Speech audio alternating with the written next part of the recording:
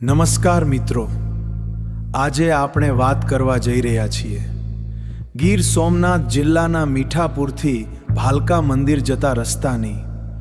એક એવો રસ્તો જે વર્ષોથી બિસ્માર હાલતમાં છે અને છતાં જવાબદાર તંત્ર મૌન છે. આ રોડ પર રોજ સેંકડો લોકો અવરજવર કરે છે. સ્થાનિક લોકો, પ્રવાસીઓ અને ભક્તો ખાસ કરીને ભાલકા મંદિર જવા માટે આ મુખ્ય માર્ગ છે. છતાં રસ્તાની હાલત એટલી ખરાબ છે કે જાણે રસ્તો નહીં, ખાડાઓની લાઈન હોય.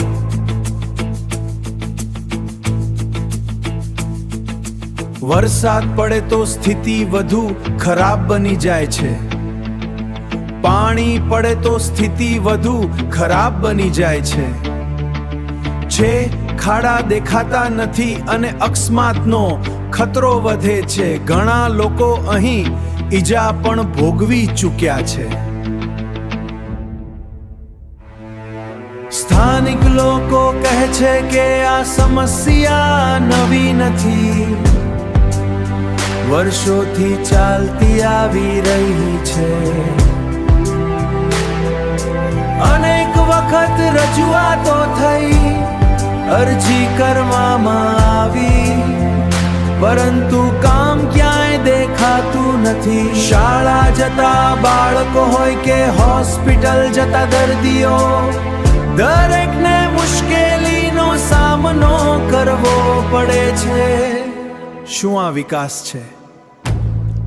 પ્રશ્ન એ થાય છે કે શું જવાબદાર તંત્રને આ દેખાતું નથી કે પછી કોઈ અંદરખાને ગડબડ છે? લોકોમાં શંકા છે કે ભ્રષ્ટાચારના કારણે આ કામ અટકી રહ્યું છે. જો બજેટ ફાળવાયું છે તો કામ કેમ નથી થતું?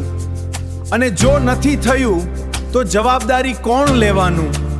અમે તંત્રને વિનંતી કરીએ છીએ કે તાત્કાલિક આ રોડનું કામ હાથ ધરવામાં આવે.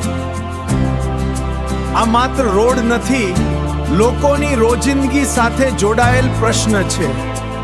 જો તમે પણ આ સમસ્યાથી પરેશાન છો તો આ વિડિયો શેર કરો, અવાજ ઉઠાવો અને બદલાવ લાવો.